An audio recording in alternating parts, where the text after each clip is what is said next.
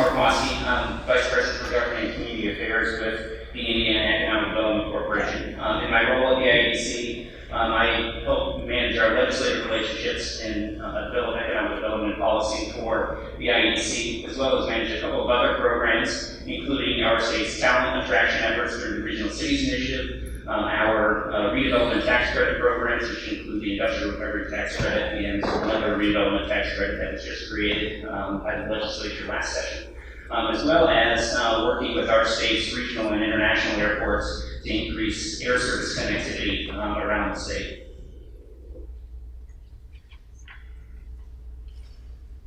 So one of the IEDC's primary role is to go around the country and really around the world to sell Indiana to prospective businesses that are looking to expand their operations and explain why Indiana is such a great place to locate their facilities.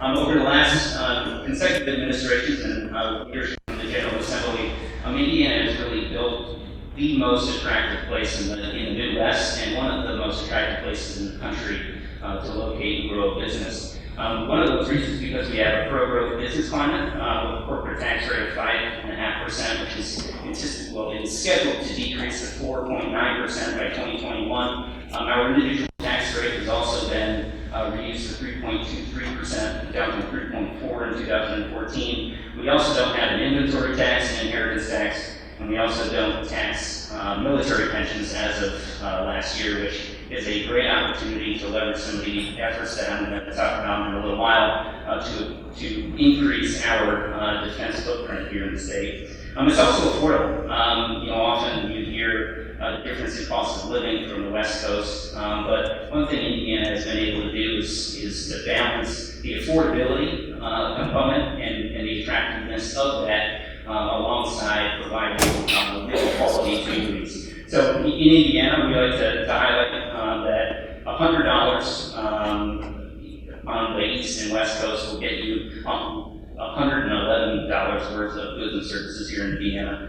We have a balanced budget. We have over $2 billion in cash reserves. We're one of the only states in the country who have a AAA credit rating for all three ratings agencies. And we're also a right to work state, which is an important factor for some businesses that are looking to expand. As many of you all know, we hear time and again, we're also known as the crossroads of America, in part because we have more interstate highways crossing our state than any other place in the country. But we're also within a day's drive of over 80% of the U.S. population. Not only do we have the business climate and the assets associated with that, but we're also connected in so many different ways to other states, businesses, and around the globe. In terms of our road transportation infrastructure, we have some of the best roads in the country, and with a 20-year infrastructure plan being implemented now, those interstates and roads will only continue to increase. And as I mentioned, we have more interstate faster highways than any other state in the country. As far as our rail transportation infrastructure, we're also a leader in that sector, and then we have we're number one for rail tons and primary metal products shipped, and number 3 for total freight railroads here in Indiana. On our water ports, we have 3 international ports with access to the Great Lakes and the Ohio and Mississippi River systems, accepting cargo from around the globe. I was actually just up in Lafayette visiting Subaru, and we were taking a tour of the plant, and they actually do their own metal stamping in the plant, and they have one of the largest stamps in the state located at the facility, and it was actually shipped directly from Japan through the Panama Canal, up the Mississippi River, down the Ohio River to Jeffersonville, and then transported via I-69 and I-65 to Lafayette where it was installed. So it pretty much made the entire journey from Japan via water to Indiana, which was a really interesting thing to learn. We also have some fantastic air connectivity assets. Indianapolis is consistently ranked one of the best airports in the country. Actually, just last week was ranked number 1 by J.D. Power and Associates for the best mid-sized airport in the country. We also have tremendous regional airports in South Bend, Fort Wayne, Evansville, and then here at Chicago International Airport. And a couple of notes on these regional airports because they are just as important to communities locations that they serve, as Indianapolis is central Indiana, in the state of Indiana. South Bend has been undergoing a number of efforts to increase passenger traffic, focusing on businesses to get them to understand that traveling through South Bend is actually more cost effective than having their employees drive to O'Hare, have to pay for mileage, car rental, potential hotel. The cost difference in getting a ticket out of South Bend is actually cheaper than all of those associated costs of flying through Chicago. And because of that, they've actually seen a tremendous increase in passenger traffic through the airport, seeing a 23% year-over-year increase in passenger traffic. And now is home to the only permanent global entry enrollment center in the state of Indiana. So if any of you have to renew your global entry pass or are looking to find easier, more efficient ways through customs, you now don't have to go to Chicago, New York, or anywhere else. You can just take a nice drive up to South Bend and get that taken care of there. They also, just a couple months ago, are now authorized to accept international commercial passenger traffic, which was a great asset for that community. We continue to work with them and try to identify new routes out of that airport. As I mentioned at the outset of my talk, one of our roles is really to go around and sell Indiana. And it's one thing coming from the Economic Development Agency of the state going to meet with the business site selectors for an increasing focus on international governmental delegates. But it's a whole other thing, and makes our job actually quite a lot easier, is the fact that we are recognized by third parties for having tremendous assets here in the state. As I mentioned, we're number one in the Midwest, number 5 nationally for doing business, ranked by HG Executive Magazine. We have the number 1 most efficient government in the country. As reviewed by the U.S. News and World Report, we're number 1 in the Midwest for entrepreneurs, 1 airport in North America and Indianapolis. We have the best infrastructure in the country. We're number 2 for long-term fiscal stability, which one thing I just want to make you all understand, the ability for us to say to a company, if you make an investment in Indiana, things will not change, the rug won't get pulled out from under you, is extremely important. It goes a long way to making businesses comfortable with choosing Indiana. We're also affordable, and also have one of the best regulatory environments in the country. So with that solid foundation of all the assets that we have, and the leadership of Governor Goldblum and the Secretary of Commerce, Drew Schellner, we have identified really what our core purpose is, and that is to help create opportunity for all Hoosiers to earn a good living and prosper in a diverse economic environment that encourages growth, creates and retains jobs today, and attracts and invests in the jobs of tomorrow. And the Secretary, in his strategic plan for the agency, identified 4 strategies for which we would be able to implement and achieve that purpose and vision that he has for the IEDC. And those are talent attraction and expansion, business attraction and expansion, economic diversification, improved connectivity, a focus on entrepreneurship, and ensuring that we get 21st century talent here in Indiana. So the first strategy that we focus on is business attraction and expansion. Over the last couple of years, we've had tremendous success, again, leveraging our pro-growth business climate and utilizing the tools that have been provided to us by the General Assembly. We've been able to have record-breaking years since Governor Goldblum took office, with the previous record being 27,620 job commitments back in 2012.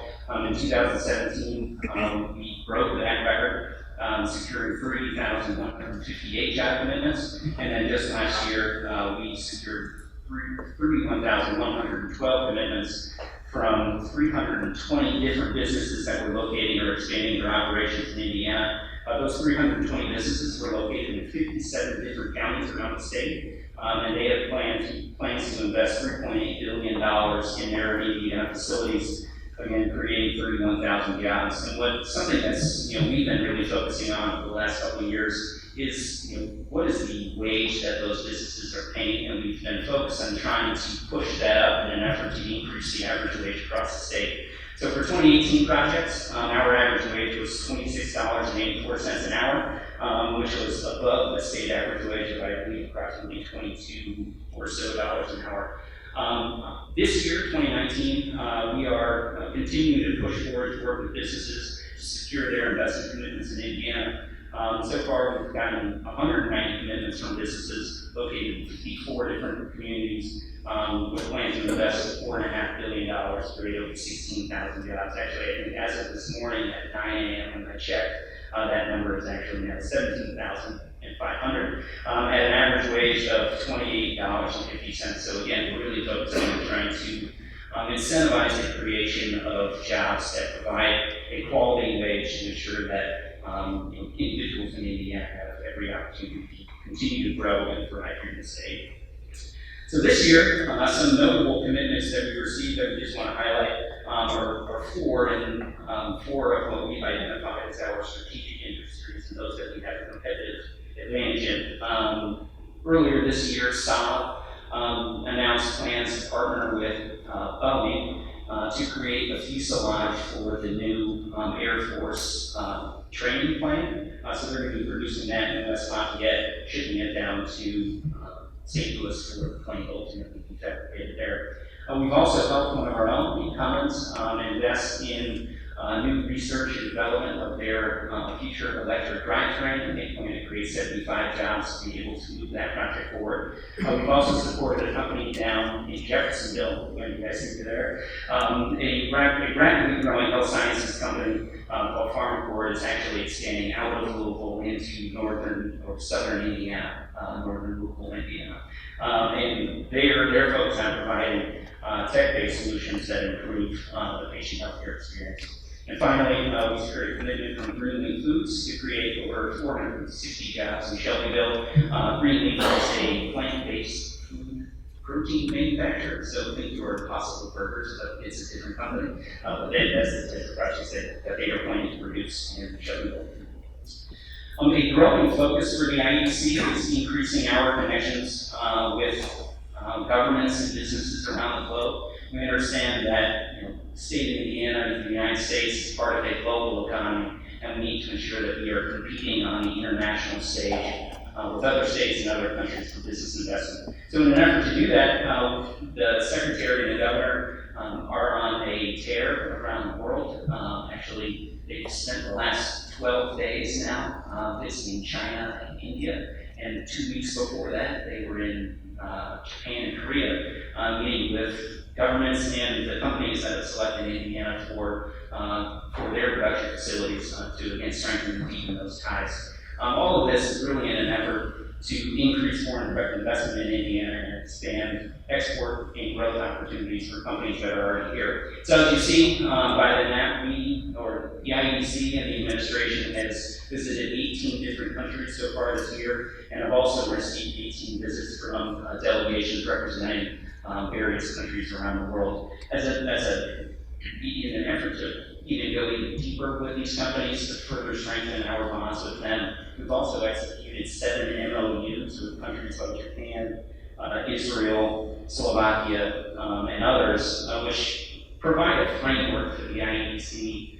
to work with those countries and those businesses to identify opportunities for companies based in their countries to invest in Indiana, and also opportunities for companies in Indiana to sell their products or to invest in their countries as well. And those are being implemented now under leadership of our international team, and you will likely be hearing more about it in the news over the next couple months and years.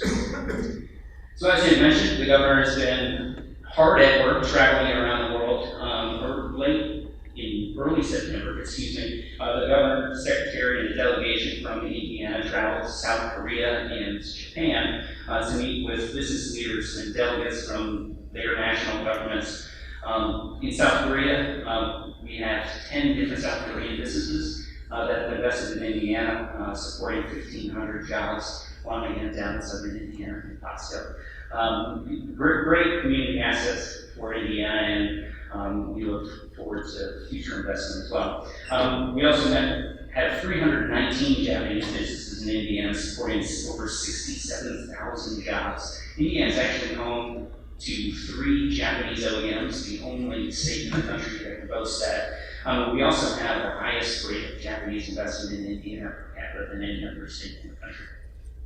Japanese businesses actually support over 36% of all of our international jobs in Indiana. So trips to Japan are really critical for the state of Indiana to maintain those relationships to ensure that investment continues. We actually have a dedicated staff member with an office in Tokyo who is solely tasked with engaging Japanese businesses and identifying future investment opportunities. So on the trip, we highlighted the benefits of doing business in Indiana during a roundtable hosted by the Korean Chamber of Commerce and Industry. We visited the Joint Security Area, or the Demilitarized Zone, on the border with North Korea. There's actually some pretty funny photos of the governor taking a selfie with a North Korean soldier on the other side of the window with binoculars spying on the delegation while we're standing there. We also met with the Republic of Korea Prime Minister to highlight Indiana's goal of connectivity, and met with Ted Tochi, Governor, to discuss and celebrate our 20 years sister-state relationship with Tochi Prefecture. As we mentioned, the Governor's on a trip to Japan China and India right now. They're currently in Mumbai, wrapping up the tail end of their trip, and they met with Prime Minister Modi yesterday. In order to continue this, we're taking new proactive approaches in how we do business, further engaging our regional partners and local economic development organizations, empowering them, their boots on the ground, and understand what their community needs. So we're trying to support them in those efforts, coordinating our business outreach with them, and helping to support them as they try and bring new business investment to their community. We're also deepening our partnerships with CICP entities and industry experts in order to leverage their expertise to understand what Indiana can do to become more competitive. As I just mentioned, economic development is a very competitive environment, and we're constantly looking at tools that we have at our disposal to ensure that Indiana remains at the top of our game, to ensure that we can secure the investments that we need for Hoosiers to have quality job opportunities. So this last section, with the leadership of Governor Holcomb and his economic development agenda, we made a number of tweaks to some important tools that we have at our disposal focused on improving our innovation and entrepreneurial ecosystem and supporting Hoosier businesses that are engaged in research and development activities. We've also made a tweak to our headquarters relocation tax credit in an effort to try and attract these small, early-stage, high-growth potential companies that have recently secured significant equity investment from venture firms to take advantage of Indiana's low-cost environment and quality talent pool, to be able to relocate their headquarters here so they ultimately grow here in Hoosier State rather than in Silicon Valley, Denver, or anywhere else on the coast. And we've also made changes to our overall tax structure to make Indiana more attractive to certain states companies. We're also focused on diversifying our economy, and the Secretary has identified 6 key industries that we have strategic advantages in. Those are advanced manufacturing, ag biosciences, logistics, aerospace and defense, life sciences, and tech. I don't know how many of you recently heard, but the governor just a couple of weeks ago appointed a new president for defense development at the IEDC. General Cliff Tooley has joined the team after a long career working for the U.S. Army and the U.S. Army Reserves, and we're utilizing his expertise in the defense sector to try and improve Indiana's position within the defense industry, and to try to attract additional defense investment, both from businesses as well as securing additional DoD contracts that we're currently, unfortunately, in decline, but hopefully the leadership of General Tooley can turn that around. We're also focused on improving Indiana's connectivity, both for Air Force service and others. I go way longer than I thought I would. Thank you.